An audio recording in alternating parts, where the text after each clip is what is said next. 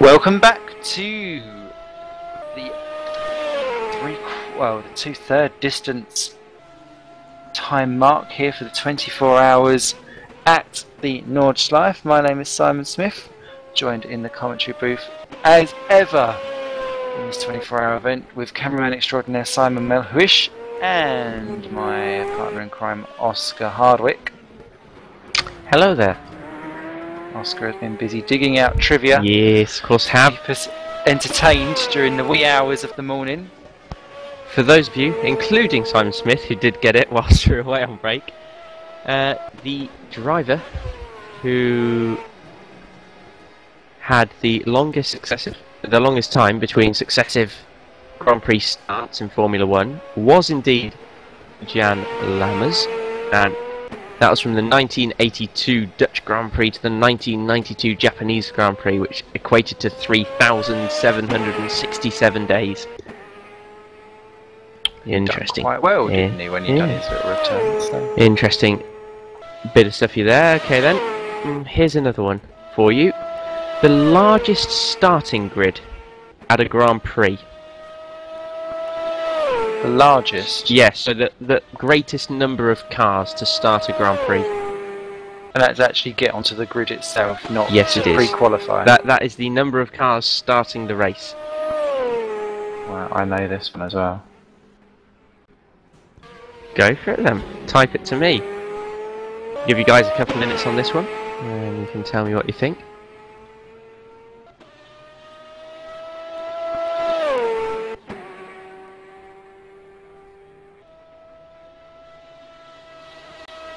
Waiting eagerly for a little type message to come through from Simon. Sorry.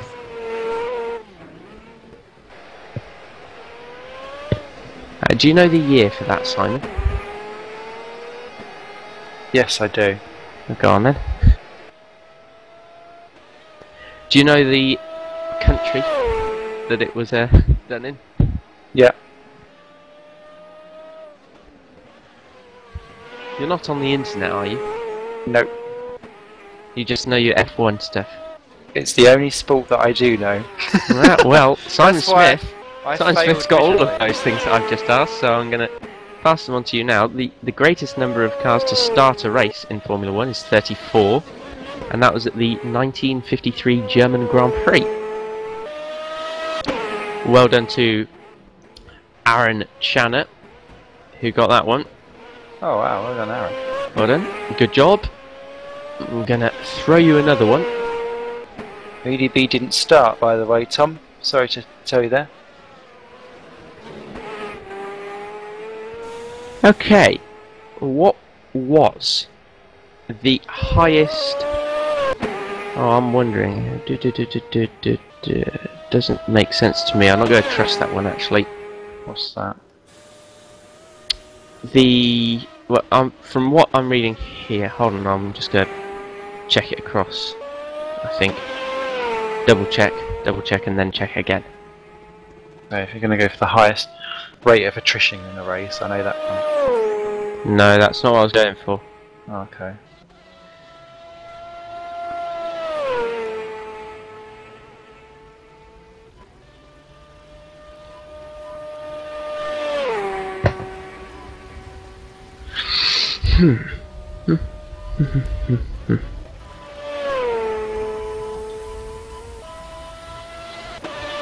Just while you're double checking that trivia, just a quick rundown of the 11 teams left.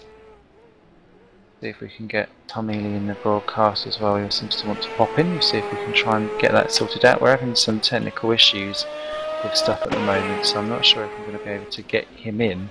The people who are in the broadcast booth are stuck in there, and the people who can't come in or out, so it's all a bit of a disaster.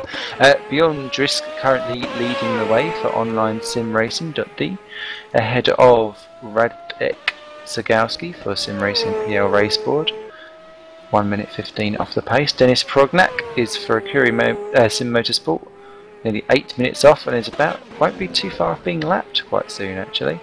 With Gabor Szabo for Simco Dream Team, 2 laps down in 4th. Brian Beelan, 2 laps down for Sim Racing VN in 5th. Richard Helston leading the GT2 class in 6th, 4 laps adrift. George Petclove 7th for virtual endurance racing, 5 laps down in 2nd in his class, but 7th overall. Marcin Skajarczak for Roaring Pipe Maniacs in 8th. Regis Lemec in 9th for Ace Kite Racing, and 10th for Nigel Middleton in Ace Motorsport, 10 laps down. Still beating off, that's not come out right at all. Valdez Von Savicious for LT United, 11 laps down. Okay, well, going back to the first question, which was the highest top speed recorded in an official session. I've got that down exactly now. I found it. It was 372.6 kilometers an hour, which is 231.5 miles per hour in the 2005 Italian Grand Prix by Juan Pablo Montoya. Ah! Okay, so I'm going to throw you a new one now, and that is the shortest race in Formula 1. Oh, I'm going to take a punt because it's off the top of my head, but is it? Correct. Ah. Anyone else know this one in the chat before I go and reveal the answer? So I remember Gianni Morbidelli coming in 6th place and getting a half point for it, and I was like, yay, ex-Minardi drivers in points. No, as in the actual shortest race, the one that lasted the least amount of time. I'll give you a hint, it was red flagged, so... And I believe that it counts as a race when points are awarded for it, so... Shortest race with points awarded. It's red flagged.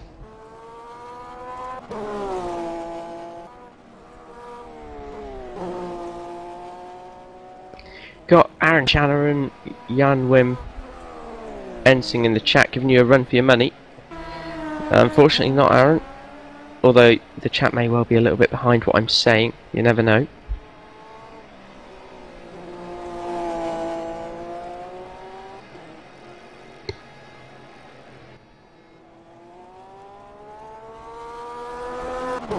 Did I get it right?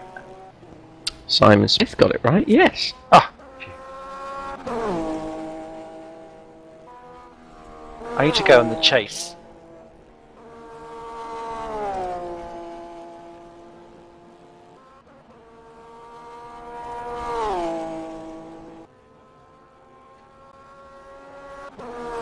Unfortunately not Kurt, that's not the correct answer.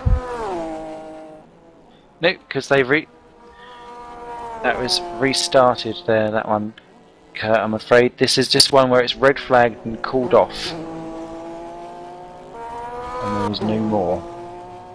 Half points were awarded, as you may have heard Simon Smith giving an interesting factoid about ex-Minardi drivers getting half points.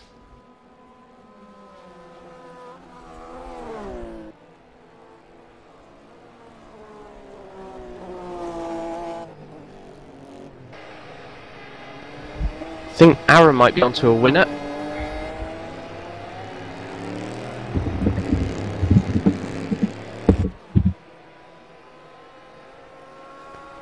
Indeed, Ayrton Senna did win. Good day for umbrellas. Yep. I think we should give Aaron a half point for that one. As did as did all the drivers that day, to be fair. They got half points, didn't they? Yeah. How very So, apt. yep, the race itself was in fact the 1991 Australian Grand Prix, which was abandoned on lap 16 due to heavy rain.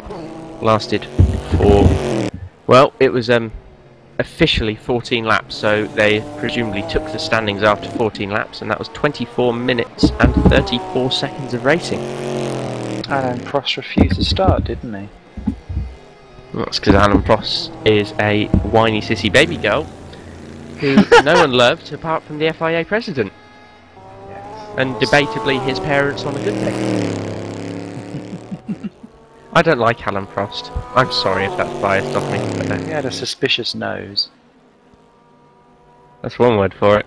I think it's because it was too busy in other people's brown trousers. Yes. Have you seen the Senna documentary? Yes. I have. If no one's seen it, I really do recommend people going to see it because the Senna documentary is absolutely fantastic. I want to see the TT one as well, actually, to be fair, but yeah, going to be interesting.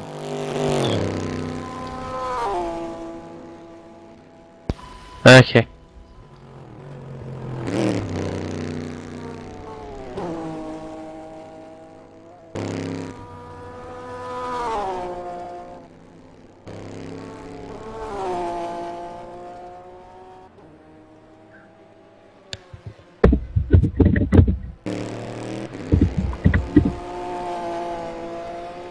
Okay, as we say goodbye to Simon Melliwish, our cameraman, as Joachim Skalstad takes over that position. I'm going to continue with a slightly more interesting and possibly more difficult F1 fact here. Ooh. Which car was the last car to have an engine in the front in Formula 1? Oh, I don't think I know this one.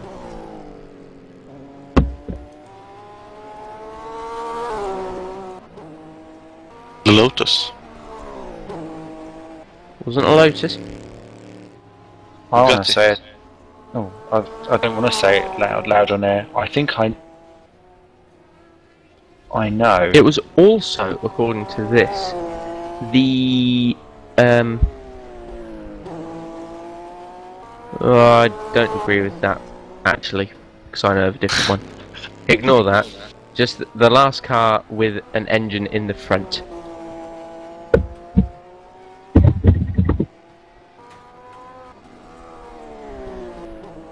I'm waiting for a haphazard guess from Simon Smith. Anyone who can get this without the internet knows far too much about Formula 1. No, Aidan, it wasn't the Aston Martin and it wasn't an Alfa Romeo, Aaron. I want to say, but I don't think it is. No, but in terms of like a more independent sort of car, you're in the right direction. It's very obscure. It's going really far back for me. I'm quite hazy on the old The year 50s was and 60s. 1961. Okay. Oh no, I wouldn't know. Sorry. Could give him another few seconds on the stream.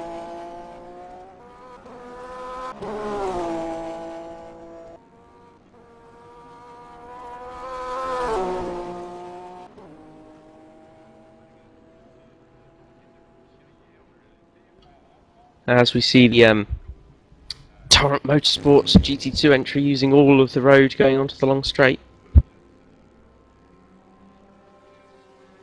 Also, seems as though no one has got the answer to the question.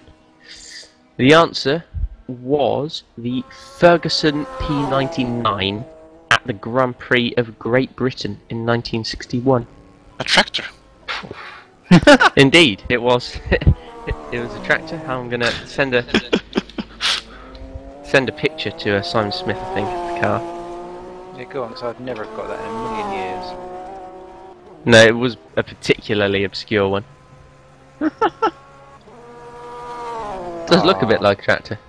Yeah, cute. I want to go home and stroke it and feed it. It does look very nice, to be honest. No, you got me there with that one. Well done. Ferguson P99. Bit weird. Sounds a bit like an ice cream. I certainly want to lick that candy stick. Not even going to ask.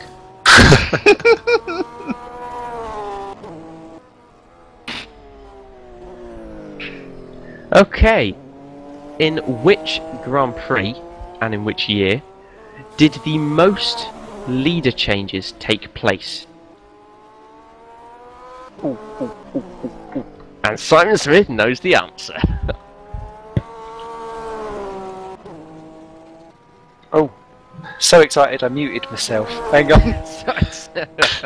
Right, this is just a gut instinct. Might be Okay. wrong. Nope. Is it not? Nope. Oh, I'm gonna have to think properly now. I'm thinking Brazil 2008. Nope. Far off. Extremely far off. Yes, H. Clark, the year and the event. So the Grand Prix. I want the which Grand Prix it was and the year.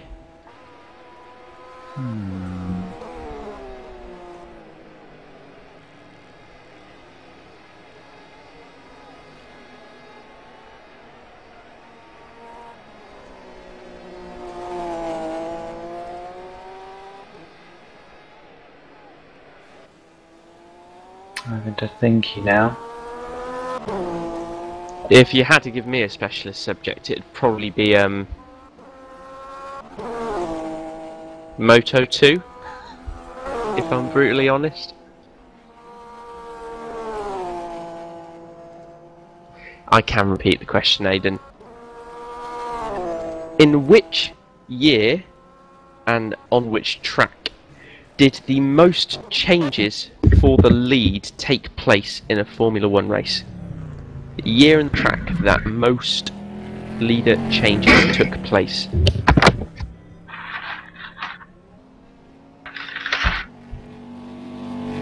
Still waiting on this answer from Simon.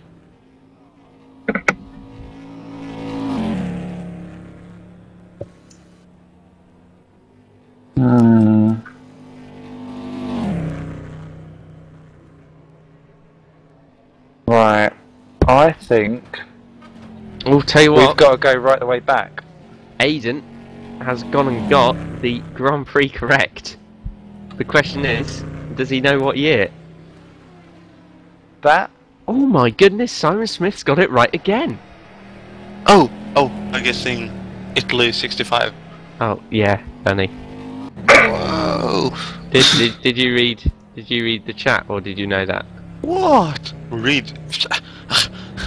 How can you? No, I did not know that. Simon Smith got it right. Aidan Curran got it wrong.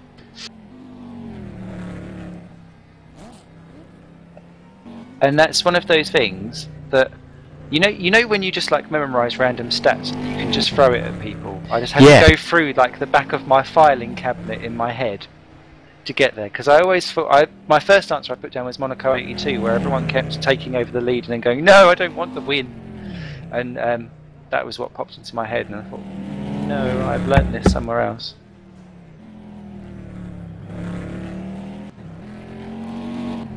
The cars looks really strange on the broadcast now.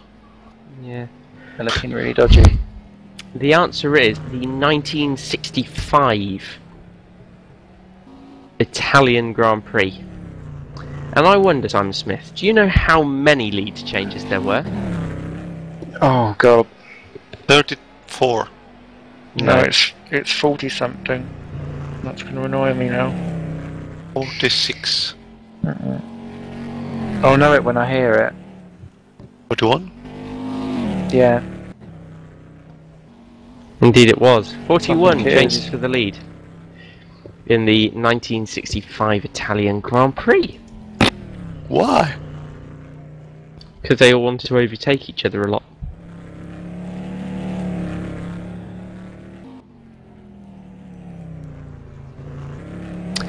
Okay.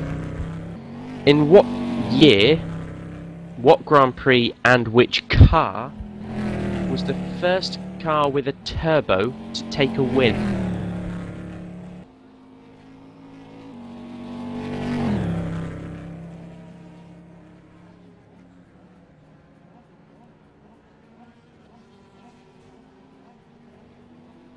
Well, I'm never going to get all three correct, so I won't guess. That's going to annoy me. This is something I should know. Surely it's the 80s. Nope.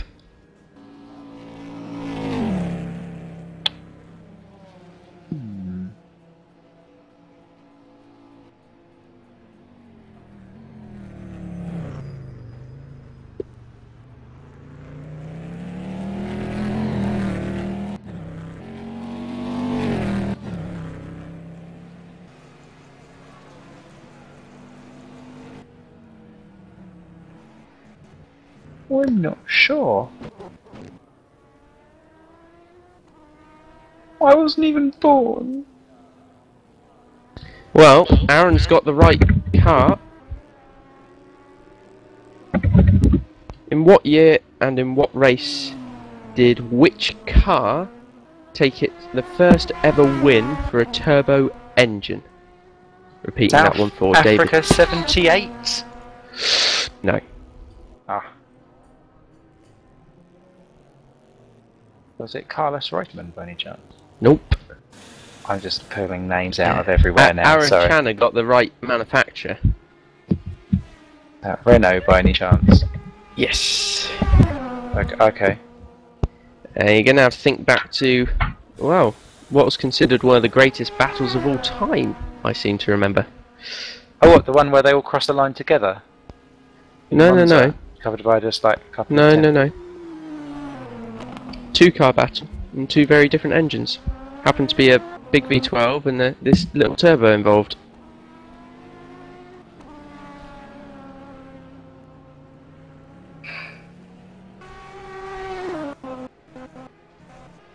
Gilles Villeneuve? Nope. Don't remember Gilles Villeneuve driving it. No, I don't actually. Renault.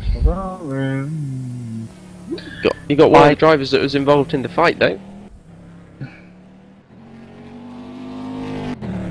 No, I'm having a thick moment. Like, I give up. It was the 1979 French Grand Prix where the Renault took the first win for a turbo engine from the Ferrari. René Arnoux. No. I was just thinking French. Don't mind me. A French person, quickly! No, it wasn't René Arnoux, unfortunately. It was Jean-Pierre Jaboulier. Jaboulier.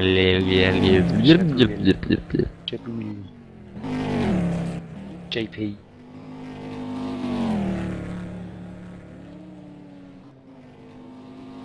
I didn't realise that was the first turbo win. Oh wow. Yep.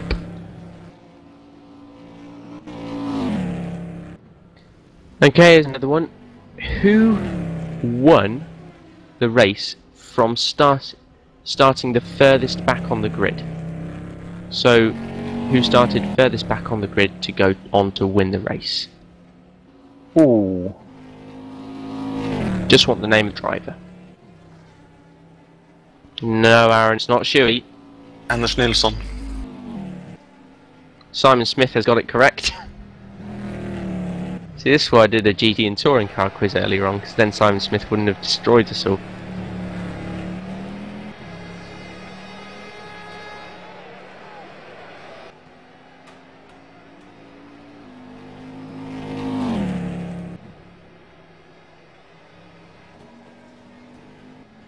It was Long Beach, wasn't it? Indeed it was. From 22nd? Yep. Ah, game memory. At 5:14 in the morning. Well, Simon Smith got it right, and painfully so. It was John Watson going from 22nd to 1st in the 1983 Grand Prix of Long Beach. Because if you ever watch Eurosport commentary, he would like to bring it up. When he was doing Formula 1 commentary with Ben Edwards back in the old day. Oh, how full circle we've become. Circle of life. Well, in 1982, there was the most Grand Prix held in one country. The country was America, and one of those Grand Prix was Long Beach. But what were the other two? Oh. Laguna Seca? No. As far as I'm aware, F1's never been to Laguna Seca. It hasn't. Road Atlanta? Nope. Road America? No, it'll be Also- Little Mr. Salad. If anyone gets what I'm trying to say. No, not a clue. Okay. Nürburgring?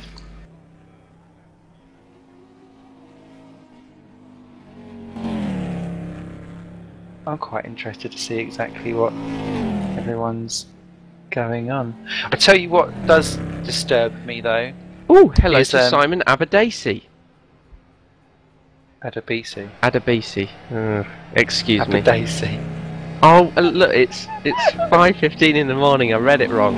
Oh, bless. Look, the D and the B were the other way round in my head. Okay. Oh dear. Nothing's changing out on track by the way. Everything's still as you were. Sorry. It's stressful. I'm not even looking at the TV screen anymore. I've actually crawled onto my sofa and I've got a blanket around me. I'm looking like I've survived some kind of helicopter crash and they've wrapped me in tin foil. I'm still just sitting on my chair at my computer. Not doing too badly. Oh. I just shouldn't have gone out partying the night before. What did I do this for? And then not slept because I'd had too much E-numbers in my kebab.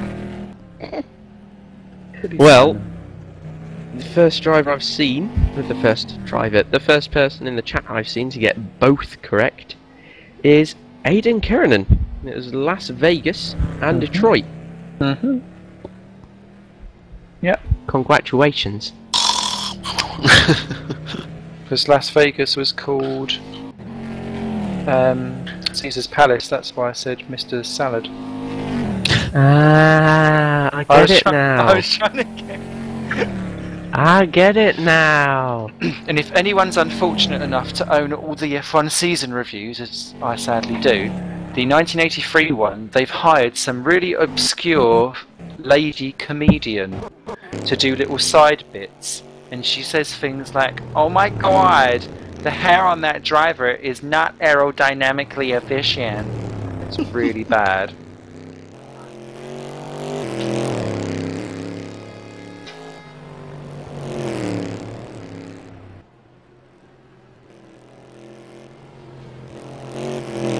Lowest amount of finishes in an F1 race. Are you asking this to me? Yeah. Okay, I'm going to quickly turn off my list of Formula 1 records.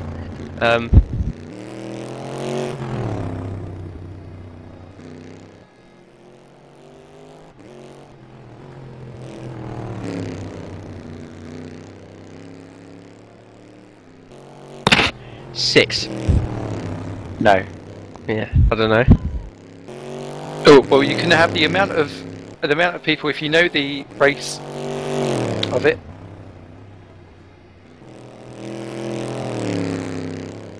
There was a give up. I can't actually see the chat. Right, oh, someone's put a much better suggestion than myself in chat. Let me just have a quick look on the chat room. Alex Cooper wins.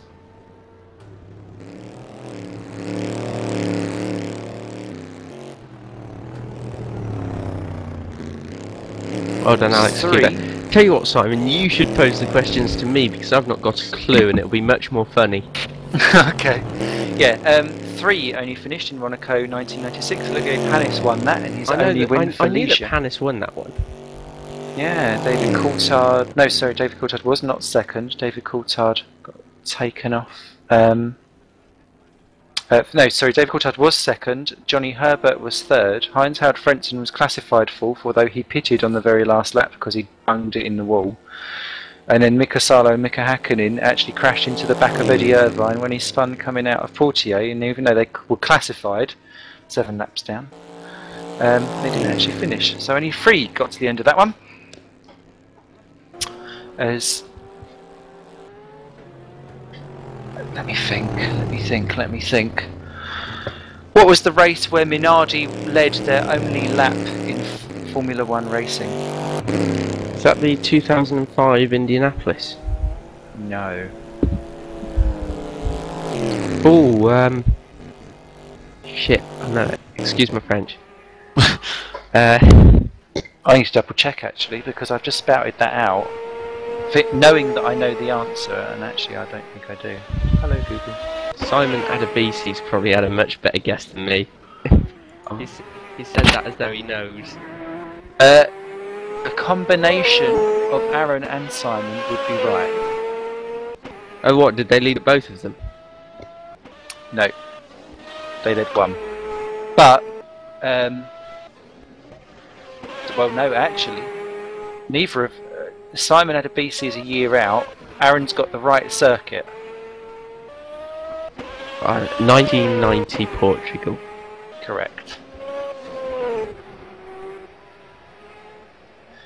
They started on Pierluigi Martini started on the front row for 1990 at Phoenix, but didn't actually lead, if I remember rightly. But he did lead at Portugal, strangely, as Neil Tasker jumps into the Ace Motorsport car in 10th position. So welcome back to the race, Neil Tasker. Nothing else has changed apart from Mark de Vries is back in car number 5, Sim Racing VN, but he's popped in Mark de Vries hashtag 98. I don't know if he realises he's done that, and I hope that that's a real Mark de Vries. I don't know if someone wants to check up on that one. Everything else still looking hunky-dory. What was the year when only 6 cars took the start of the American Grand Prix? I just said it, didn't I? Yes, you did, sorry. That's probably why it was in my head. In my head! 2005 Indy. Or 2006 Indy. One of 2005. I was right the first time. Thank you everybody on the stream chat for making me keep to my gut instinct. Well done, Simon BC and Eric Parker as well. Youngest driver to make his debut.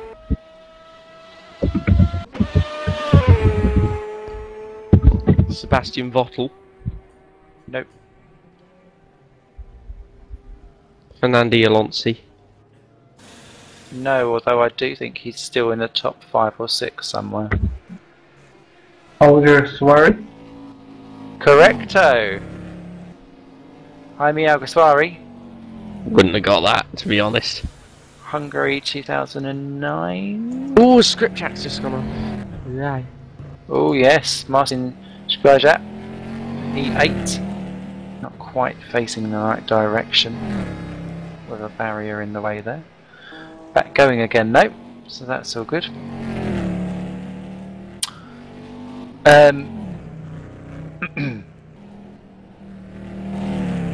Who is the only world championship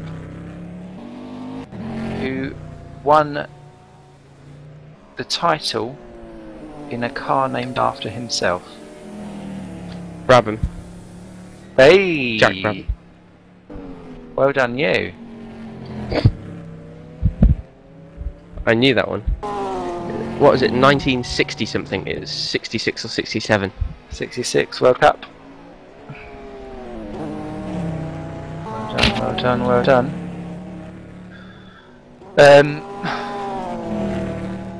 Who is the only female to have scored a point in Formula 1? That lady in the 70s. That's all I know. I don't know her name.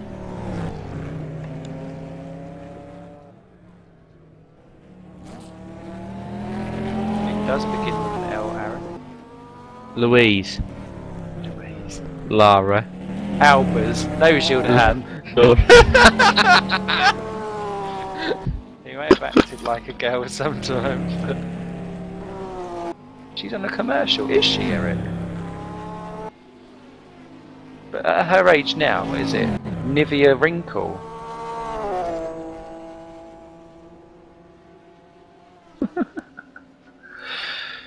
Any last minute guesses? I have no idea. Like I said, that lady in the 70s. Layla Lombardi. Yeah. Means nothing to me. Took half a point in the Spanish Grand Prix 1975, not sure. But I remember it being half a point. I knew it was in the 70s. It rained a lot. Give me another one. Yeah, I'm loving this, even though I don't know anything.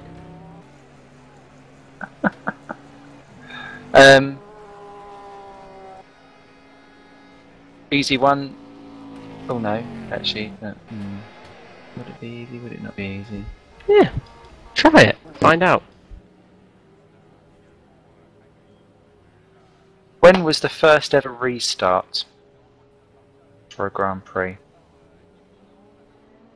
Yesterday. No. Now I'm thinking that saying that 98 Belgium is too obvious. I'm thinking it's too obvious. Or are you just playing the double bluff where it is in fact the obvious answer is the correct answer? No, it's a lot earlier than that. Hats off to David Turner to remembering Desiree Wilson.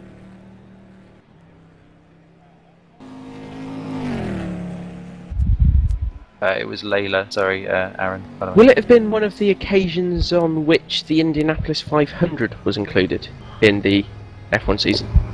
Nope. It's a circuit that is still used today. Monaco. Oh, I don't know if it is used today. Yes, it is used today because it happens at, I was about to name the corner of what it takes place on.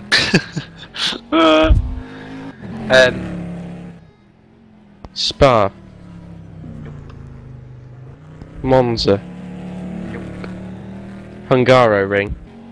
Nope. Abu Silverstone. Dhabi. Correct. Silverstone. No, Abu Dhabi. Well done, Simon Adebisi. 1973 is right. And added to Oscar.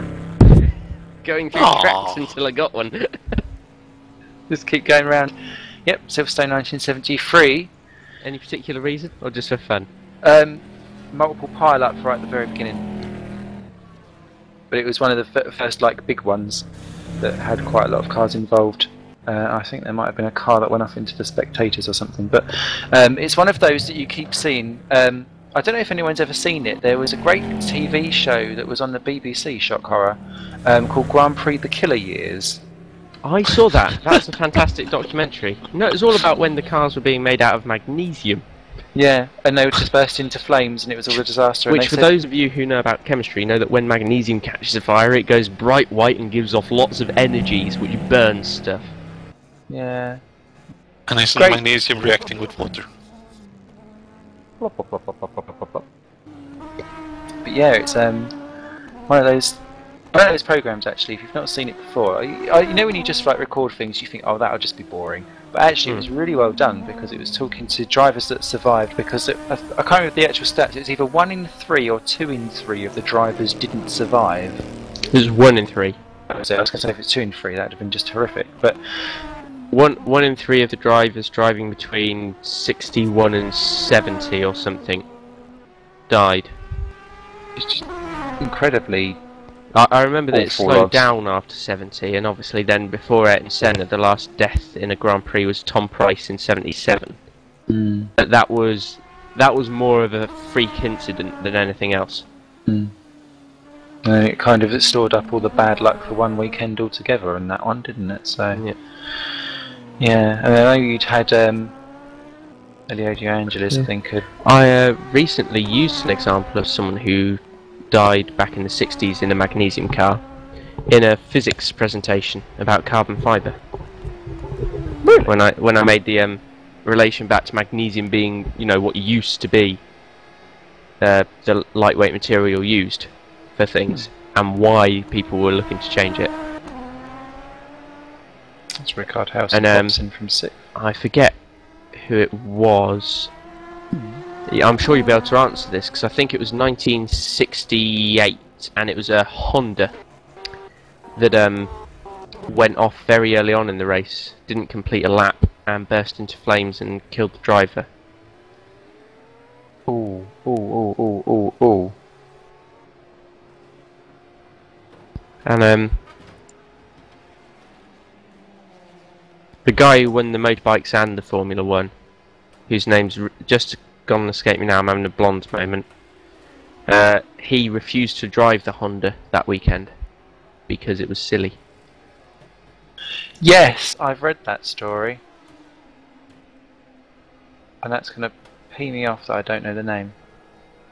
Had someone join us in the commentary box. Tom Who we Evie. got? Hello, guys. How are you doing? Not so bad. Yourself? Too bad at all. Tom in here. Yeah. Meant to have been I've driving been for enjoying DPVWC. some classic Nürburgring action. It's getting a bit quiet now, but Yeah, we've lost Yes. most of them in the hedges. Thank you, Aidan and Stuart, for giving me the name that I was looking for there. John Surtees refused to drive. He is, in my words, the bloke that won the F1 and the motorbikes. I'm going to try and find the name of the person that died now. I'm going to have to Google it. Sorry, I'm giving in. Although back in those days, riding an Augusta in the motorbike Grand Prix was just a surefire victory. It was dominant. But that's motorbikes, and I'm a bit better at them for reasons I don't it's fully plenty understand. dangerous as well. Schlesler. Yes, Joe Schleser. Or Schessler, as you said. Schleser. That's it. Yeah. Sorry. He used them. That's what I was talking about. He used that in a physics presentation. Yeah. Interesting. Well, you got any more interesting F1 facts that I won't know? Mr. I Smith? know. We'll have a chat with Tom first. We can let the facts have a rest. It's nice to have someone else in to It is. Keeping Chit-chat ourselves away entertained. too. Now we've got someone else here to help. Yeah. So you didn't get a chance to go out on track today, Tom. What happened? Well, I was waiting to go out on track, and apparently there was a disconnect, so I couldn't go out on track. No. Did you spend much time practicing, or? No. Phew. Well, I'd done a few races beforehand at Nürburgring, so I kind of knew the track, and I was ready. You know, I had the setup and everything. I was just waiting to go out on track, but there was disconnect while the driver swap. So, yeah. As the leader's gone and spun it. No, that's second position. Excuse my mistake there. Second position, Aston Martin's gone and spun. He's stuck on the curb. Oh God, yes he is. Sikowski is Oh my word! right beached up. That 120, he doesn't want to be binning it now.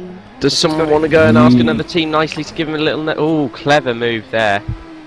He's Reverse. getting out. He's getting out. No, he isn't. Yeah, he's got it, just about. Okay.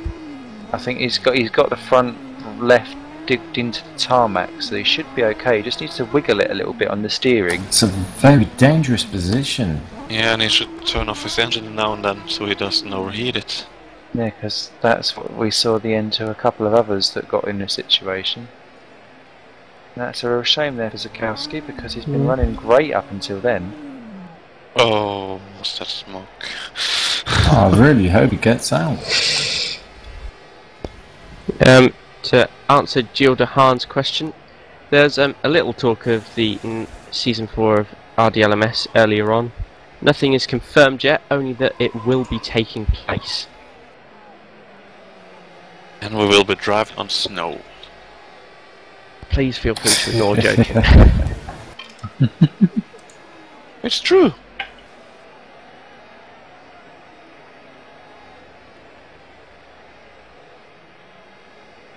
Will there be a safety car for this? I doubt it. He doesn't look like he's getting out. Well, to get out the safety car, Remco has to say something. And I don't think he's going to say something. Someone be nice and give him a nudge off the curb. Oh, he sat right on the apex as well. I think he switched off his engine to cool down.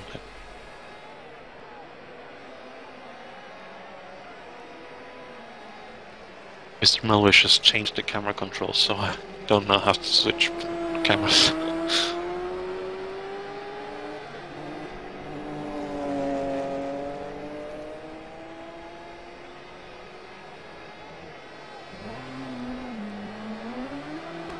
Oh, he's going.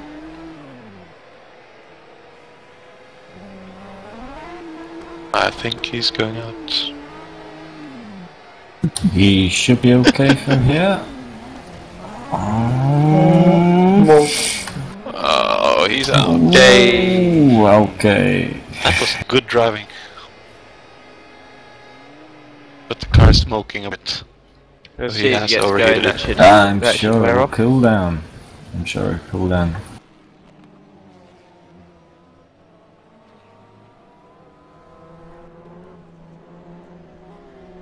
Bit of drama for you all there. A little awakening. I imagine that that car is probably going to dive into the pit lane for a new set of tyres after having burnt them up. And also they should Definitely. do a driver swap after possibly damaging that engine. We'll soon see about that.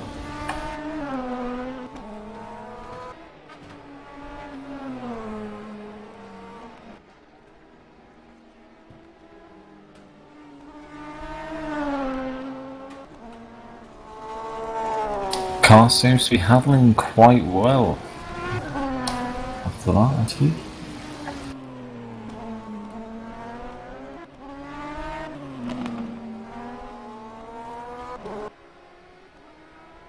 This is back going again now. So, do you think you will be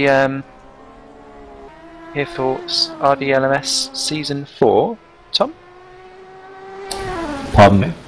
Do you think you'll come along for Season 4? I mean, this is a big one-off race, but do you think... I've not really seen you do too much endurance racing. Is it something you do much of, or...? Yeah, I haven't really dabbled in that before, but I'm a lot more involved with Race Department nowadays, so of course, yeah, I'll probably get involved with the next endurance series. Awesome stuff. Good to see you out on track.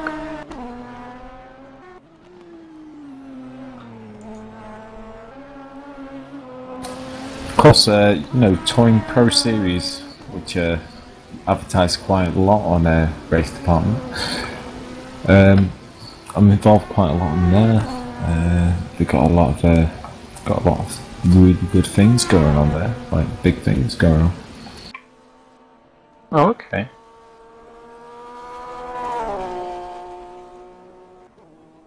If only Ryan Callan was here to shamelessly plug the Touring Pro Series. Oh, Ryan Callan.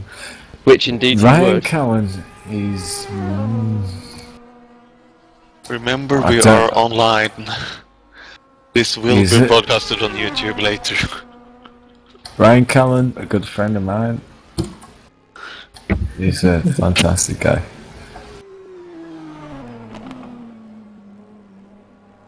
He does a lot for Touring Pro Series.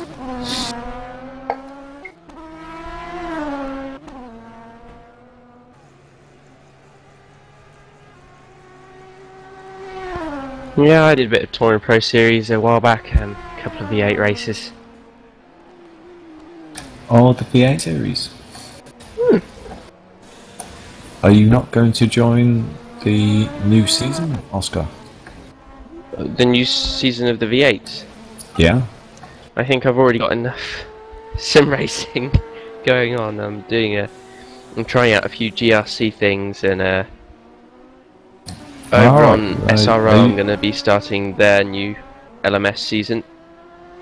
Are you in the GRC league at the moment? Recently signed up. I should be racing tomorrow evening Yeah, at the that's right. at the I will Limit see Glen you race then. in the BMWs. I will see you there, mate. I'll probably be pootling around at the back. Well, that's what I haven't done any. I spoke to Testing Simon and Meliush everything. earlier and said that I'd run a couple of qualifying laps at Adelaide, but didn't know where they'd put me. Well, you can contact with me, Oscar.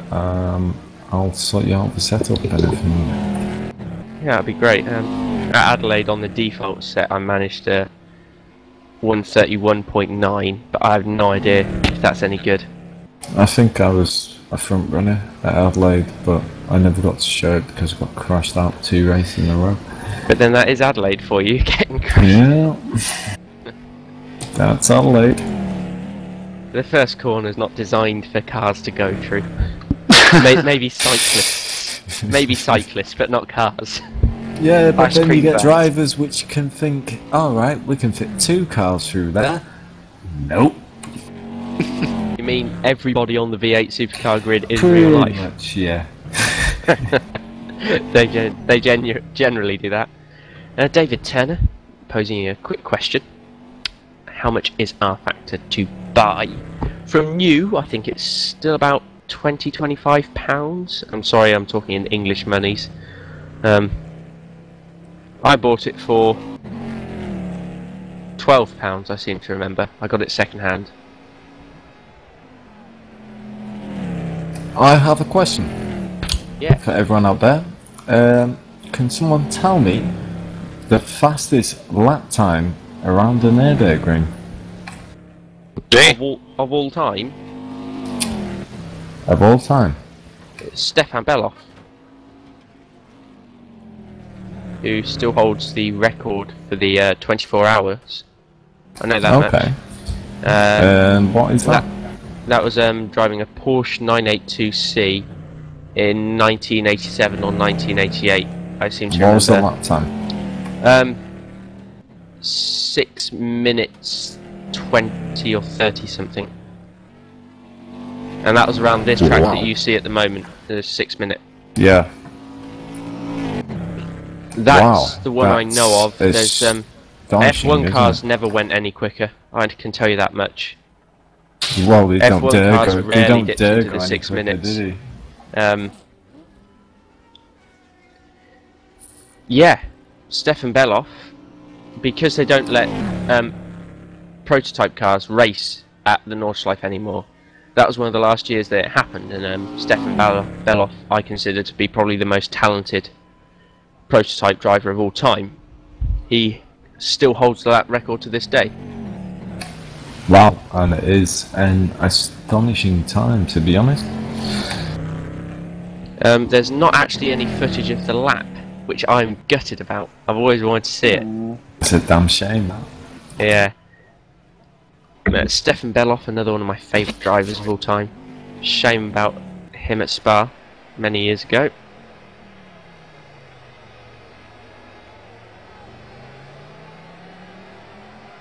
Just actually going back to how you can buy R Factor. I've noticed, I just popped onto Amazon just to see how much it was going for, because that's where I bought mine for.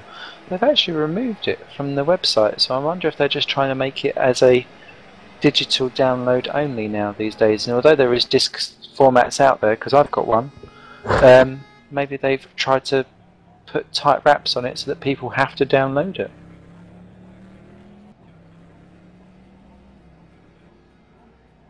I wouldn't surprise it. It's a smart move for a business, I guess.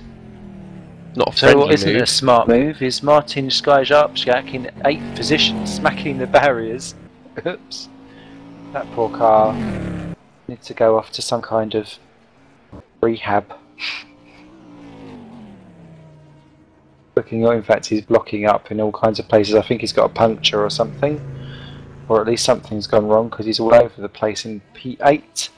I'll have to struggle back to the pits for repairs if he can get there.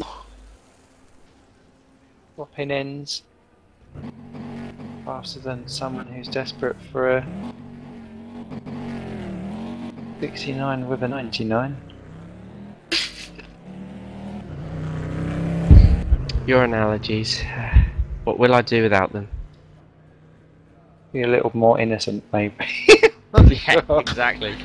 Leap during the night. I've done so well on this broadcast. I was told Yeah. not to be rude, otherwise we'll be shut down. It's been so hard. You're never rude. The rudeness is implied in everyone else's minds. Implied for never.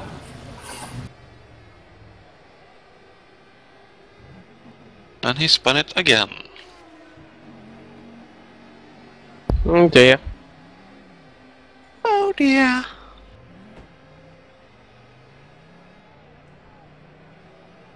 I do not hear a flute.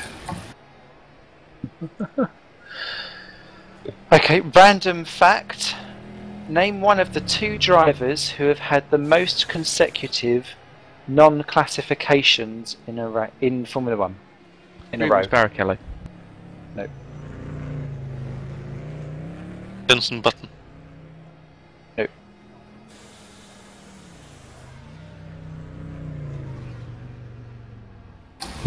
And he's off again. Oh, Marcin. There's 2 drivers equal at the top of this list. JV. Did Cesaris know that that's quite a good guess actually, but no. Lewis Hamilton. That he could very well take it over. Depends how angry his elbows get.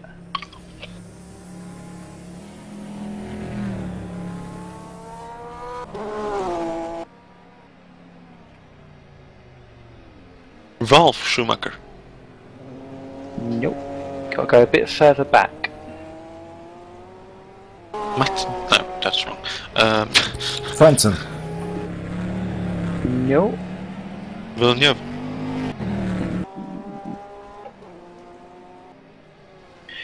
If I tell you that these 2 drivers had 23 races between one finish to the next. So that Luca meant... Badoa. Nope. Not that he ever did 23 races in a row. Oh, you're fine. Oh, I don't know if he ever did, actually.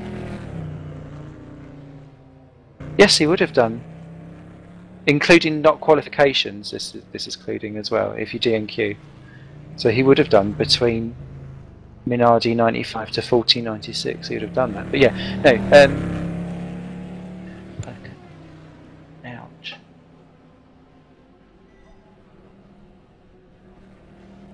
Let's see. What's the chat room saying? Pedro Shaves. Oh, see that Pedro Shaves has got he holds the record for most amount of DNQs in a row, I think, along possibly with Aguri Suzuki. So good answer there, Simon, but not quite the one. The answer is one is Bertrand Gachot and one is Piercarlo Ginzani. Bertrand Gachot failed to finish 23 races in a row from Sao Paulo 1994. He failed to finish in the entire year in that Pacific. Eventually got home at the British Grand Prix in 1995. Yay! And Piercarlo Ginzani went from being in I think it was a Ligier in 1988 in Hungary, didn't finish until the Australian Grand Prix for Osella in I think Osella's final race in 1989. Both of them over 1.25 years it took them between finishes. That's awful. And I think that's going to be how long to drive.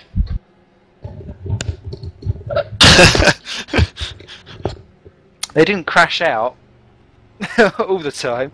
That's I think Marcin may take 1.25 years to get back. I know the answer for that one, Jill Dehaan. It's Oh, Brendan. what's Jill asked?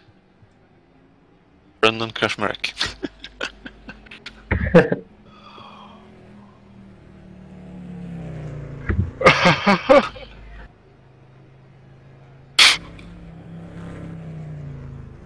Gachot did go to prison during the 1991 season, and that's purely how Michael Schumacher managed to get his debut in the Jordan.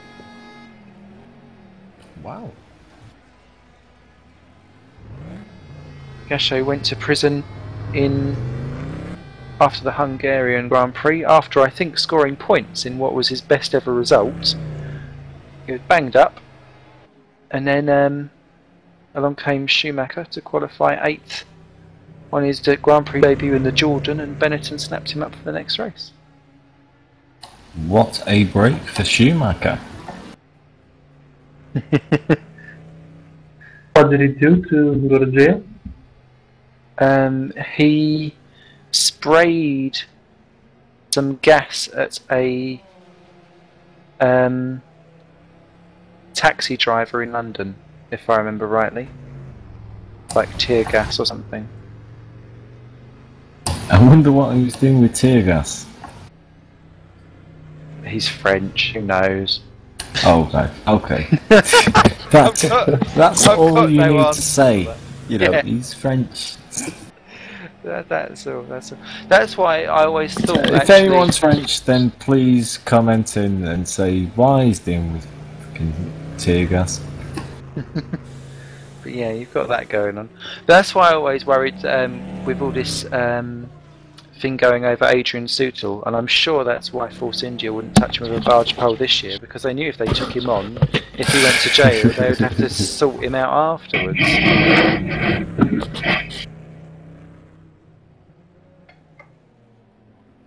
Oh, who's that in the room with us as well? Is that George?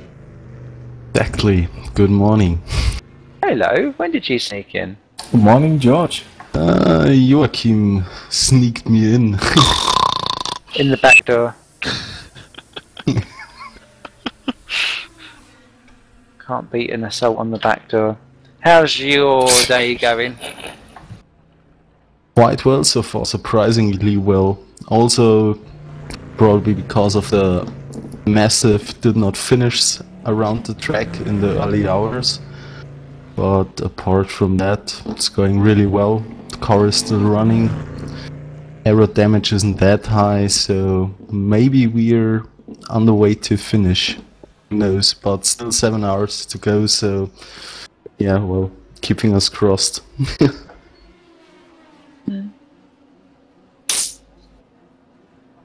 Fingers How was crossed. your stint in? How was your stint then, George? The first, we are only driving double stints at Virtual Endurance Racing, so only 2 hours and 20 minutes in a row for one driver. And I started the first one when the sun went down slowly, so very nice sun effects and blending effects, and yeah, well, kinda trouble-like atmosphere. From the traffic, yeah, wasn't that bad. After 2 hours, already 10 cars disappeared or gave up the race, so traffic isn't that hard. We have an issue. What do we have? Is that Martin? Yeah, he's gone off the track. And I think he's trying to get back on. Yeah, he's back on. He's back on now. Almost. A little bit. Ish. Oh, he's stuck. Oh dear. He needs to get more speed. Oh, he's beached. No. Oh. Can't afford any more accidents now.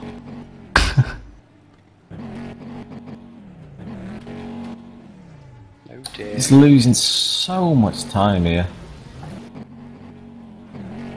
Probably lots of engine health too. Yeah, More importantly, yeah. he should turn off his engine and let it cool down for a while now. It's smoking already. It doesn't look like he's doing that. Red flag to ball. Turn off the engine, let it cool down, and then try again. I don't know how he's gone off there.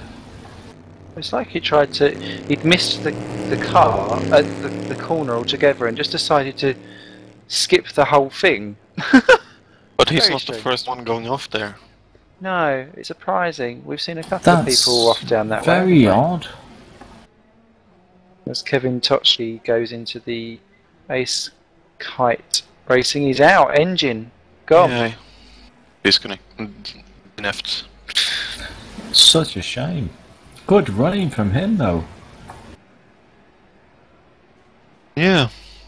That car was all over the shot earlier on, so maybe it was just a culmination of damage ongoing throughout. Finally, one nail in the coffin as Gabor Szabo is in the pits. Dave Carr-Smith has taken over the Torrent Motorsports lead car in 6th position. Welcome back, Dave.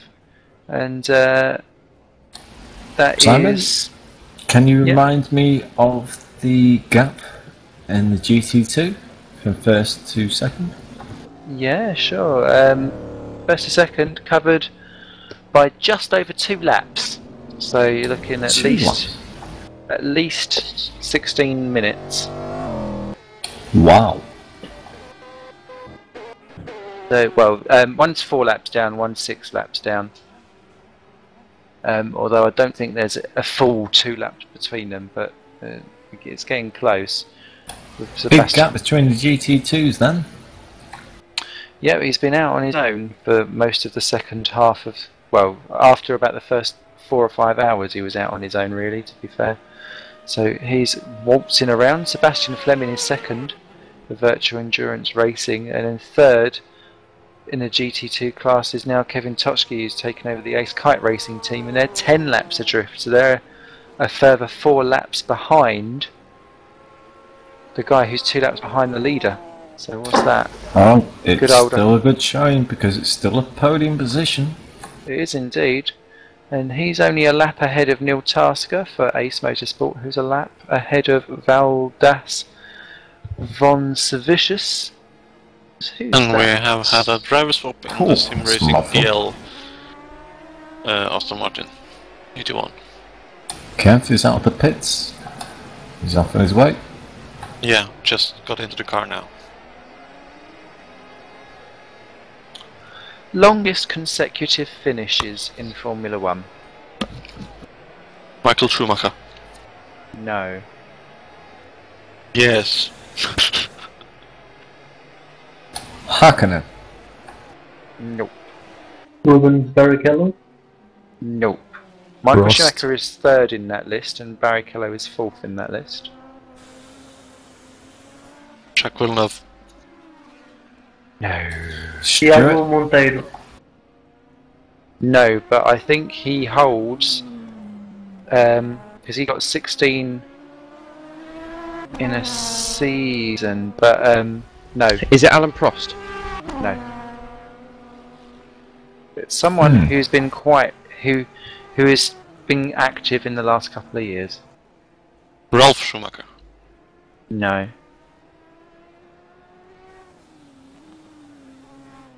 Right nationality though. Oof. Okay, German. Rosberg. Simon Adebisi's got it. It is Nick Heidfeld. Yeah. He had 41 finishes in a row, stretching from France in 2007 to Monza in 2009. Oh, well done him. Finishing every race for two and a quarter years. None of them will win, unfortunately.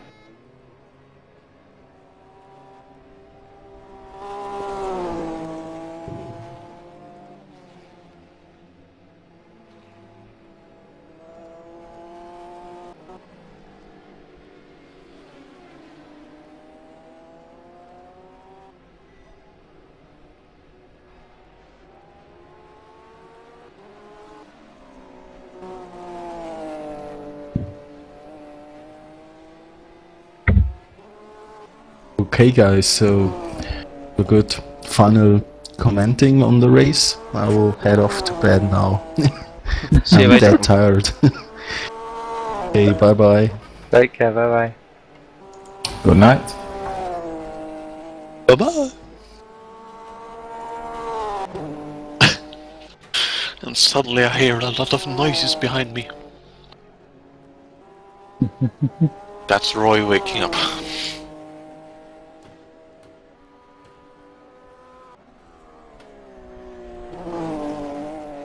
I have a question. How many fatalities have there been at Nürburgring? Oh. More than Including anyone would spectators. like. Including spectators. 35 or something. 35. I'm guessing.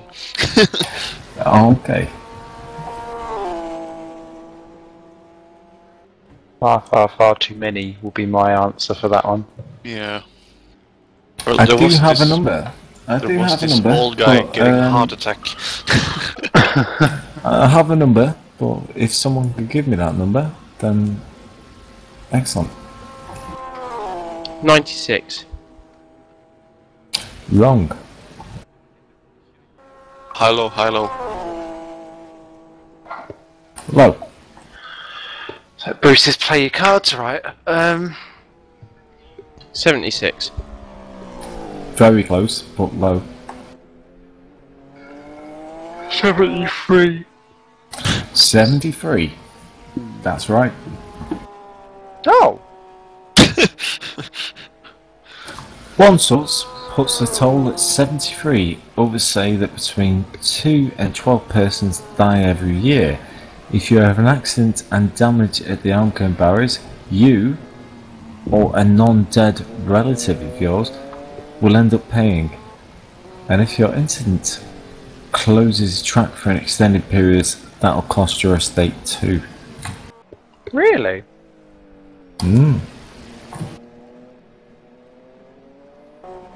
That's quite heartless. It is. In fact, I'm so sorry that's that they've absolutely died. terrible. Yeah. So sorry that your husband died, but unfortunately, because it did have to close the track so that we couldn't continue on the race day for everyone else, we are going to slap you with a £10,000 fine because, well, he held everyone up. Sorry!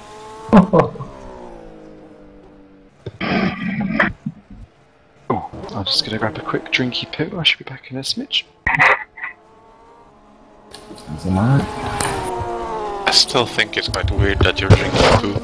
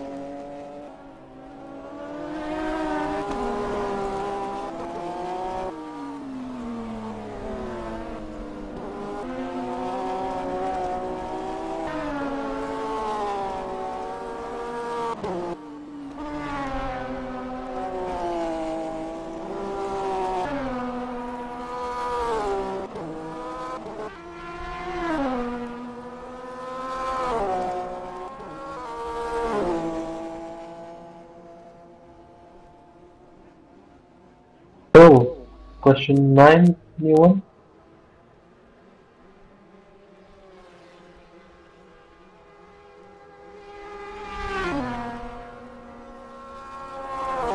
I don't know off the top of my head.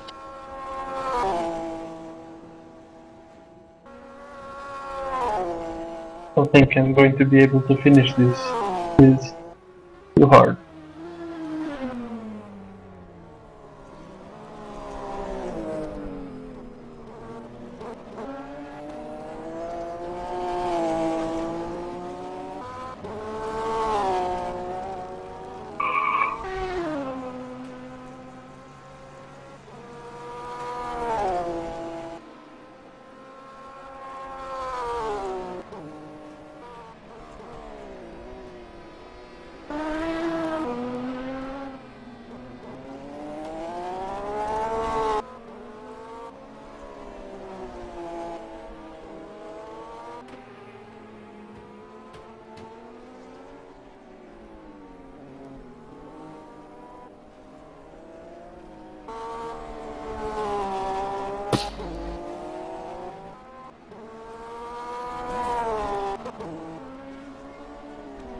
Okay, 6 hours 43 minutes remaining. How many cars have we got left on 9. track? 9 cars left on track.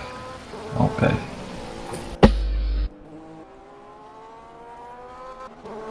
I believe so, anyway. Are you sure? Let's count. Starting with position number 1.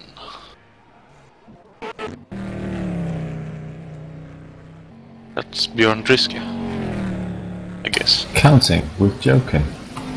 Yeah, and it's quite hard because the list with the positions is 6 meters ahead of me, and I can't read what's on it. Oh. Well, there is position 1, position 2. I'll tell you what, this sailing looks very strong in the GT1 category Yeah. in this mod. Yeah. Yeah, position 3.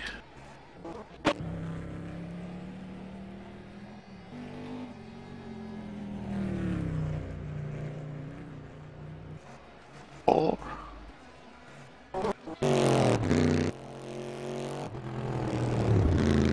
You have to excuse that I'm not saying the names of the drivers because I can't read them. 5. I cannot read them either. Position 4 is Mr. B. Kiss. Oh, that's Position Balaskic. 5 is Mr. I did not get that. Mark de Vries, I think. Yeah, I think that was right. My De Vries. Number 6, that's actually Dave Carr Smith. Dave R. Smith. Well looked within the sim racing community. Number 7. Be Sebastian Fleming. You're right there, Simon. Sebastian Fleming. Still running strong in the Ferrari. Number 8. He's out of here. Yeah. Well, we can show the pit line. Number 9. Kevin Tushki. Or Ace Tushy. Kite Racing. Tushy. Tushy. Tushy. Tushy. Shaky Tushy. Shaky Tushy. Ah! Shake it, shake it, shake it. Running well in that Porsche there. Shake it, shake it. Shake your tushy. Shake your tushy.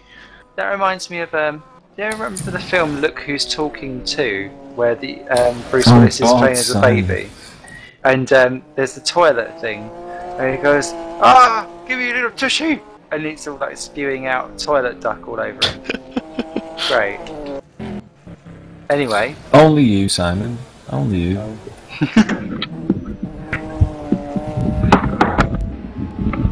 whoa, someone on the water. Yeah. Neil Tasker in 10th in the Porsche. Last but not least, Valdus von Savicius. Still running strong. Up to United, and off the field. 10 cars then.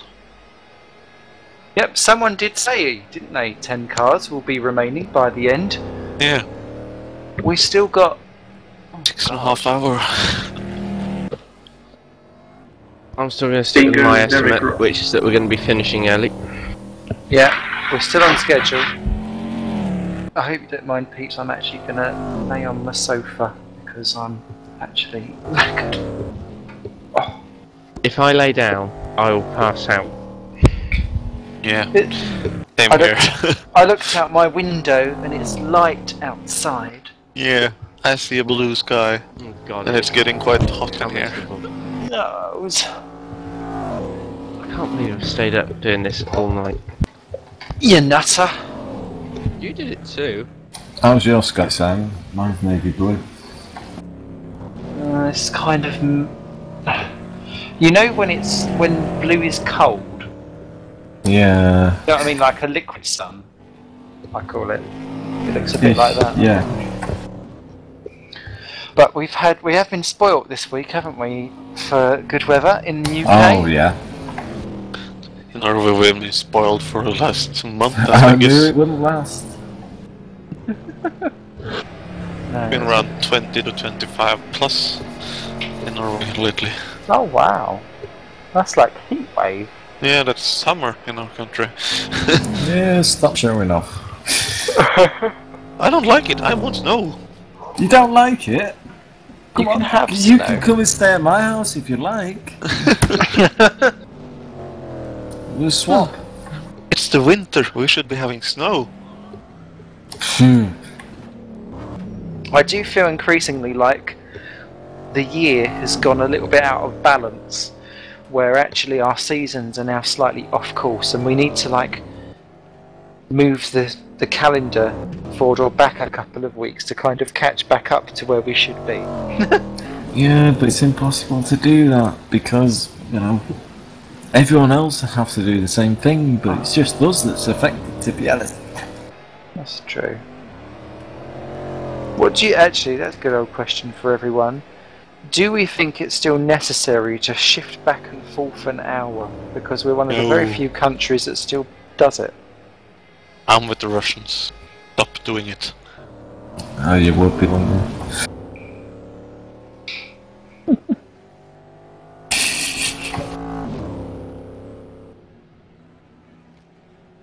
I don't think we should, personally.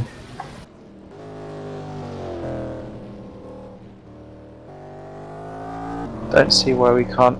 If it's really such a drama, let's just move our clocks forward half an hour and stay there and be done with it. Yeah, exactly. Good point. Who decides this kind of thing? Because it was only moved forward and backwards for the farmers, wasn't it? Yeah. That was the original reason why we did it. But who decides it? Who decides the whole clocks forwards and backwards anyway? There's no such thing as time. It's man-created. I'd like to know. It's Bernie Ecclestone. I wonder who made like the first clock and what on earth were they trying to do when they noticed about time? Like who thought, oh, do you know what? We'll divide it into minutes. Oh yes, 60 of those. Because What? Joking is 4 hours ahead of us? Am I? God, he's You're only in the- got 2 hours left to go. I wish You're in we the only had future. 2 hours Yeah, you're left in to the go. future. So I think I'm missing something. you can tell us who wins. Well, my clock says it's 07:13 now. Oh, okay. Well, you're only an hour ahead. Yeah. Well, in 5 hours you can tell us who wins. Well, in 5 hours the clock on my screen still stays the same as your clock, so... Exactly. You teachers. But I think I can tell you already now who's winning. But I won't, because then it will be a commentator guess. curse. No, let's practice that commentator's curse by telling Simon, joking, Oscar, who do you think's going to win this race? Backmarker Brigade. Oh God! I think a car that's got an engine and 4 wheels will indefinitely win this race. Yeah. Such a Liam Jenkins Oscar, reply. you're a genius. Thank Car you. that's still running when we go into the final lap, which will win. What driver would you think will win this race? Me! Do you know what? You're useless. Well, there is one car on the track that hasn't had any problems. It's not been in the pit The one pace time. car. Yay! Do you want to know the lap time? Super fuel What's the economy lap as time? well. Oh yeah. It still has a full tank, I guess. Yeah, 54 liters. It's on Full tank 1,000 after full tank after 1,032 about minutes. 18 hours. 1,033 minutes and 57 seconds at this moment. 54 liters in the tank. The world record, that is. I'm never asking you lot for fucking lottery numbers or anything like that. I think the lottery numbers will be 1, 2, 3, Oh, you would, 777, Oscar. 694, And banana. and cheese. Okay, viewers, take note of that. If you pick them, you'll win approximately the same amount of money that you'll win if you pick proper numbers. Yesterday I actually bought a lottery ticket that lasts for 26 weeks. So I don't have to think about that anymore.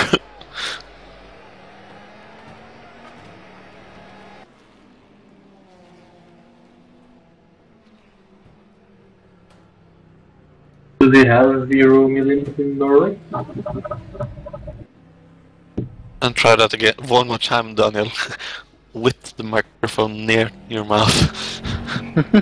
Do they have Euro Millions in Norway? I don't think so actually. Because in Norway there is this Norwegian lottery company owned by the government. They have a monopoly on the lotteries. But there are other companies Also online. the UK, but...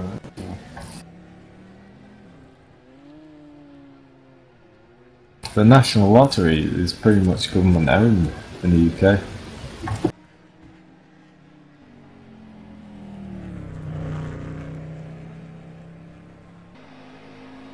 So what's like the biggest prize in the lottery in Norway? Biggest prize I've heard is this one guy from, I guess it was from Bergen or something. He got what was it? 64 million Norwegian kroner. Ooh. But there Not was too this bad at all. student. That's from, a few million in Great British pounds, isn't it? yeah. You can multiply it by, I believe it's 10 or 11. But That's a hell of a lot. was this student. I guess he was 20 or 21 years old. He got a free roll on one of those casinos, and he won 98 millions.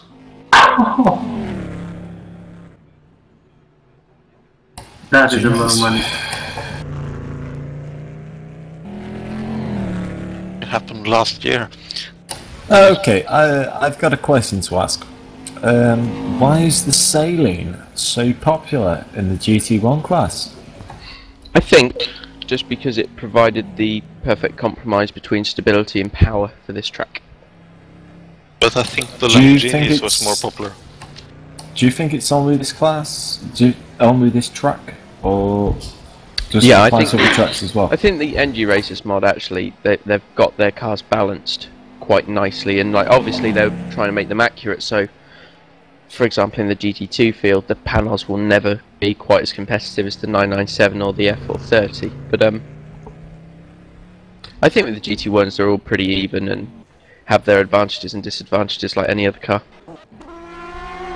Right, okay. I think there was Yeah. more Lamborghinis at the start, actually. Yeah, I've noticed there's a lot of Lamborghinis and there's a lot of Salients.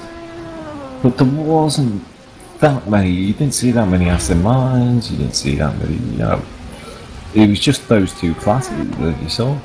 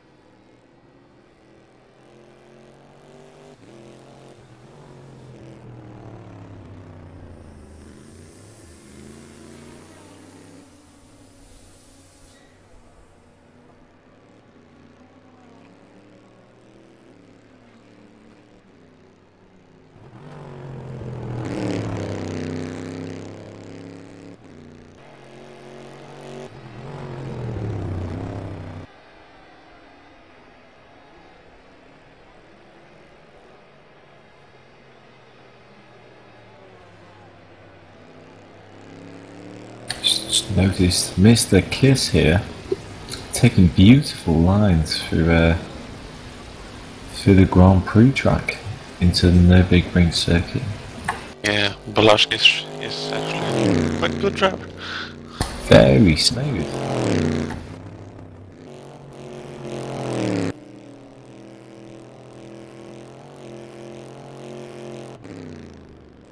Hitting every apex as it comes. I'll be surprised if I see a mistake made by him on this lap.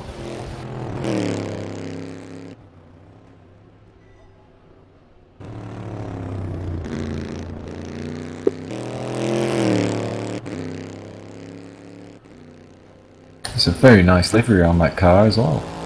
Yeah.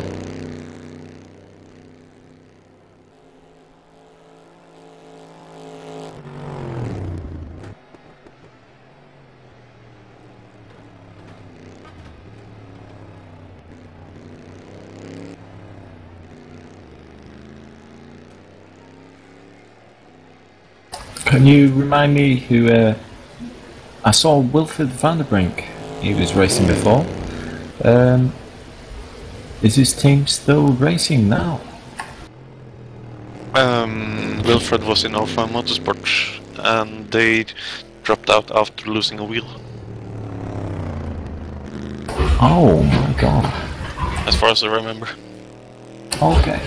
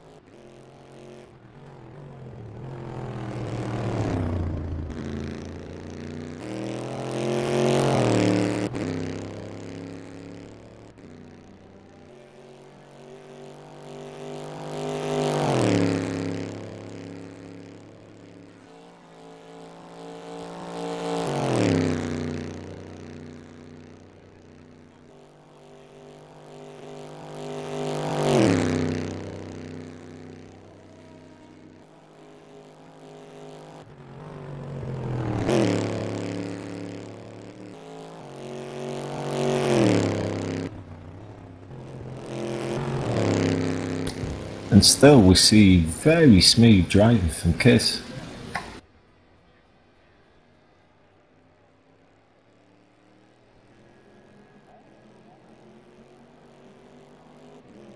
Yeah.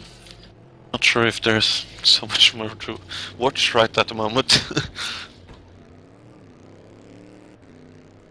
Well, to be fair, this is very enjoyable watching the lines that Kiss is making. They're very smooth. Even, you know, we're 23, well, how many hours are we into this? 20 well, 19 hours into this race?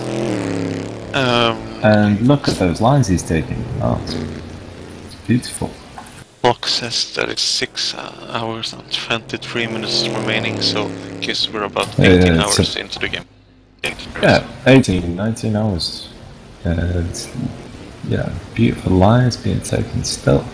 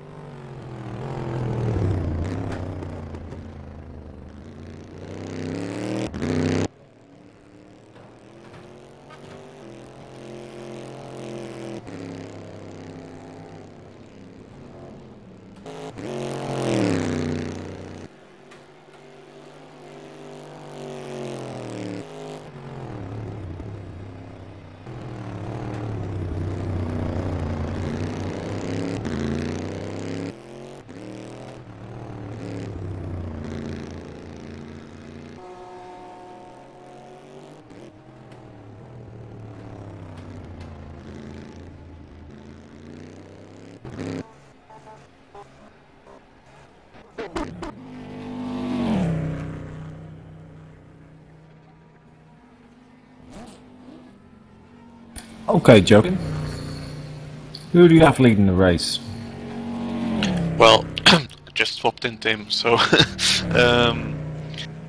as far as I remember, it's Björn Druska in online.simracing.de. Very nice Saleen GT1 car. Very nice. Nice lead he has as well. Yeah, it's quite a big gap. I'm not sure exactly how big the gap is because the numbers are too small on my screen. Have you seen any mistakes from this guy so far? Not that I have seen, but I guess everyone had a small mistake during the race. Yeah. Well, this seems to be running pretty solid so far. Yeah. Well, moving on. Who do we have in second place? It's Mr. Camp. Driving the yellow and black Aston Martin for Sim Racing PL. Yeah, it's a GT1 car. That's all the running info a I have. very solid race. Nice livery he's got there as well. Yeah, all the Sim Racing PL cars are looking the same, so unfortunately I think this is the only one of the 4 cars left. Ah, it's such a shame. Yeah, we're starting with 4 cars and yeah, they had a good run for a long time. Moving on. Okay, who do we have in third?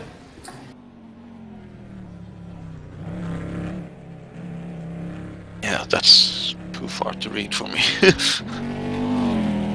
It's the Bugsha. Oh yeah. In the Saline GT1. Very nice livery again. How's his pace looking? Well, as far as I can tell, he's going quite good. Okay, yeah. Well, a solid podium place he's got there. So Yeah. he should keep it together. Trying for Hopefully. Esquire Sim Motorsports GT1. Fantastic. Hopefully he should keep it together. Be a nice Yeah. podium place for him now. And in position 4 we have Balazs Kish in Simcom Dream Team GT1, driving the Corvette. Yeah, he's the only Corvette. Well, he's the first place in Corvette at the moment, isn't he? Yeah. Not sure if there are any more Corvettes left, actually. Yeah, as I was saying before, he's very smooth lines by this man. Yeah. Guys, a bunch of good drivers, and they also make quite a good videos after the races. Oh, yes, okay, So- that's a nice incentive. Yeah, and their race summary, no, season summary after RD24H season 3. That was a great video. On the forums. Check it out on the forums if you haven't seen it. But this guy, you know, taking very nice lines into corners. You know, I've seen him. Maybe he's making up time with leaders, I don't know.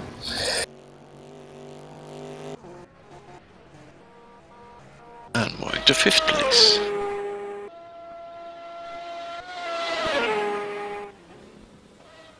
Twice we had in the Lamborghini. Who is that? Joking? I believe that is Mark de Vries. Vries or something. In Simrace Fahrenheit. Okay, Remco's going to kill me after this one. Simrace Vereniging Netherlands. Is he missing a bonnet? Yeah, most of the cars missed their bonnets during the race. Simrace Vereniging Nederland. Thank you! I believe that we have lost That's the Simon one. Smith. Oh no, Oh, suddenly everyone waked up. Woke up. Is Simon there? He's gone for a poo. Oh. That's pleasant. Well, all of a sudden everyone started talking, so... Yeah, he is missing a bonnet, so it's very good going from the 5th place there then. Well, moving to the 6th position then.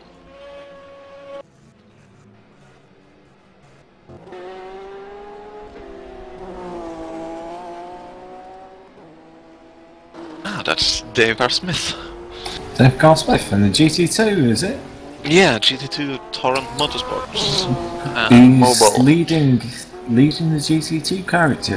Yeah, true. Very, very fucking nice, yeah. Good race runner. Extremely strong team they had together though.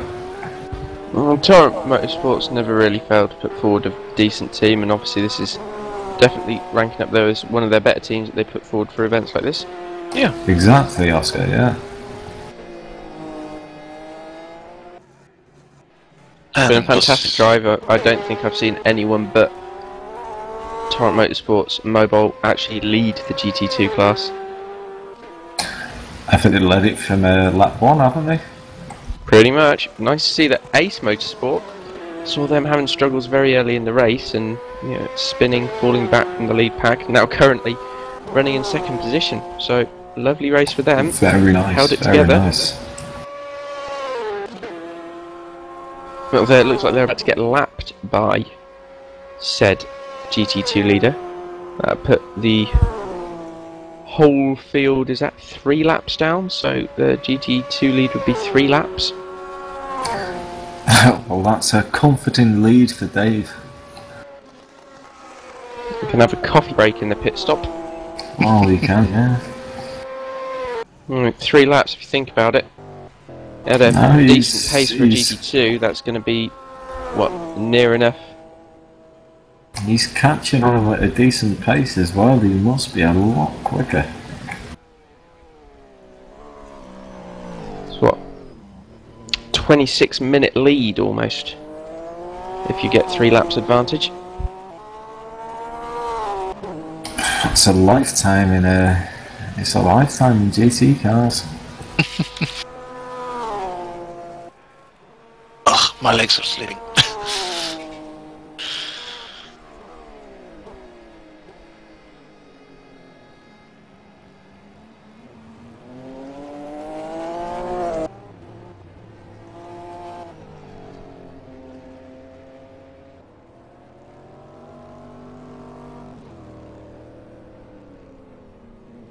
Who do we have in the number 34 car? Oh, that's Kevin Toshi. He's got racing endurance GT2. Yeah, it looks like his car's got quite a lot of damage there. Yeah, it's a bumper car.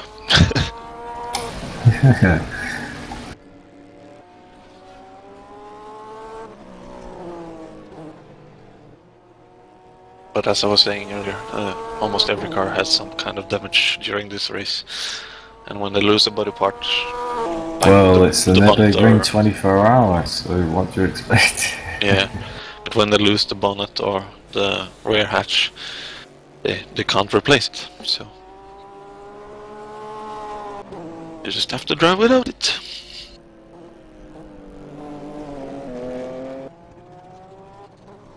Well then, moving to position 9. Who's in that position?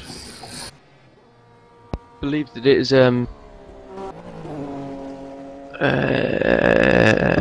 that's not who I thought it was. Neil Never Tasker. mind. Is it Neil Tasker? Yep. Yeah, I've heard of Neil Tasker before.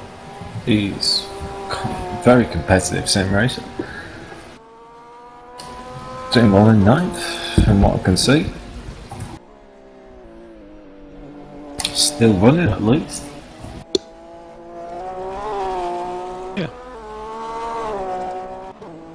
Running and running well.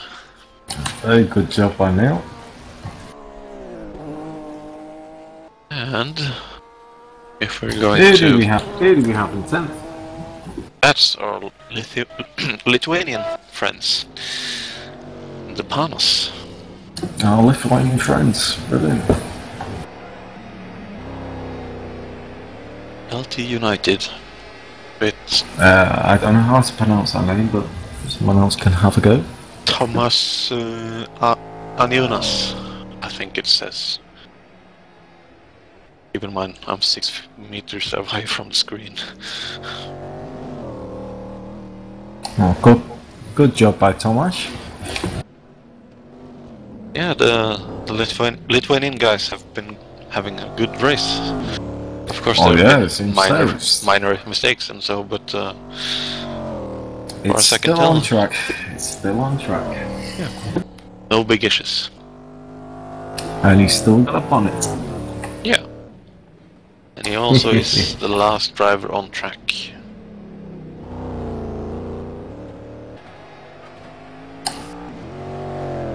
I did expect more drivers to be in the race at this point, but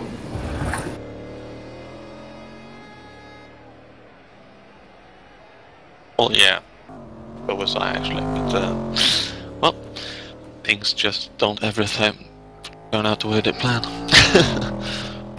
you know, this is a 24-hour race, of course. Yeah. So, what do you expect?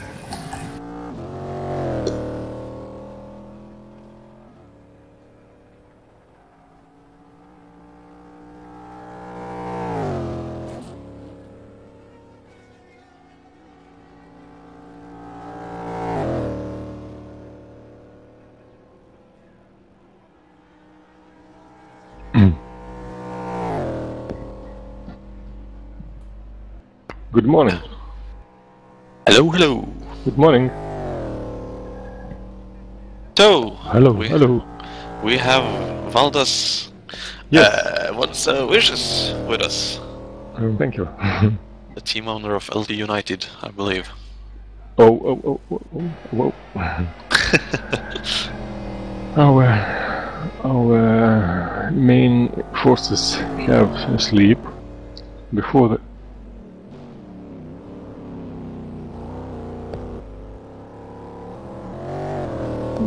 start, and now we hope that Thomas will make a good start, because he's a quick driver, much quicker than I, for example.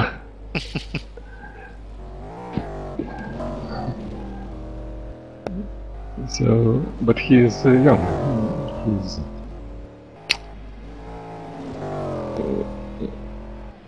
16 years old. He is in the life driving with go-karts. Oh, And this, I knew that he drove a few years ago or last year in the some round of World Championship in Italy. that's kind of good. Merit list there. So before my stint, Andrius Stankevičius, you remember, was fighting for place, I think, 11th. And he did his best stint, but in the last lap made a little mistake and very fast come on the head puncher. Yeah. That was very sad for him and for team also, but we have still 6 hours to go. Yeah, and they're still in the race.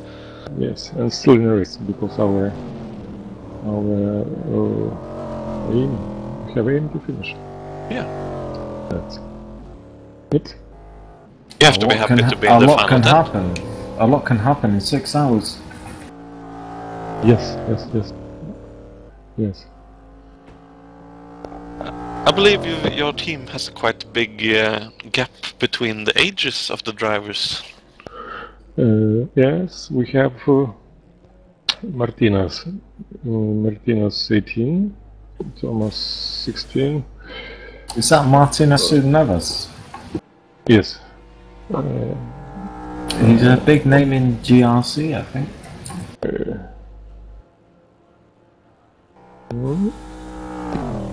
I don't know. In Jersey, I'm Gentleman's Racing Club. He seems to compete there. I think he's driving to Torrent Motorsport. Yeah, something like Andrews, I think the age of 28. Is that Andris Stankovičius?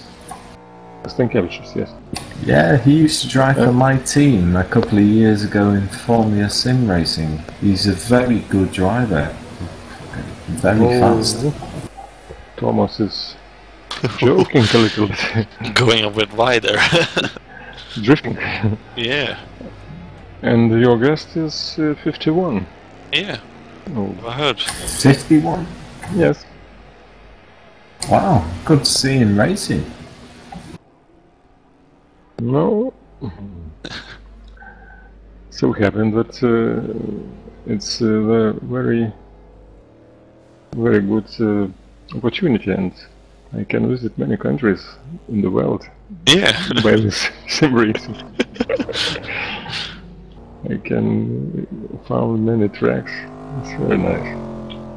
I'm 3 years in this stuff. Okay. So how did you get into sim racing then? How did you start sim racing? I think it was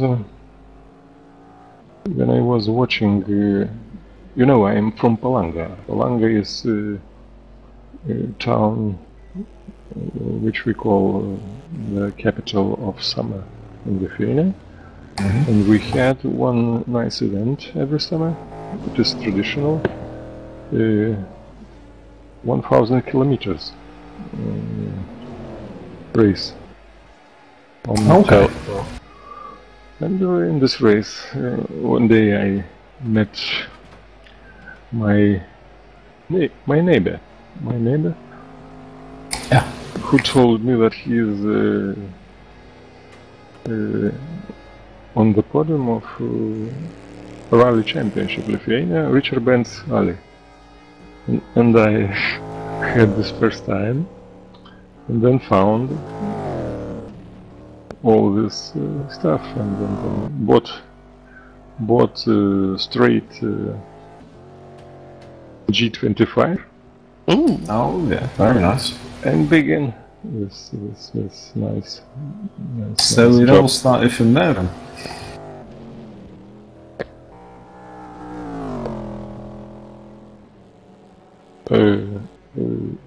Did not understood. So your sim racing career started from there then? Yes. From there I was in Richard Benz Rally about Richard Benz Rally? Yes, year and a half. And then after this I joined this Ukrainian guys portal, which were Very driving. nice. No, Denis Poroshniak was.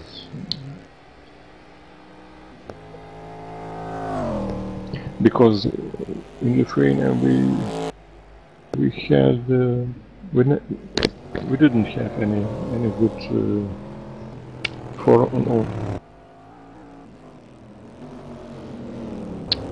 badly organized people. Badly organized. Now I hear that Ukrainian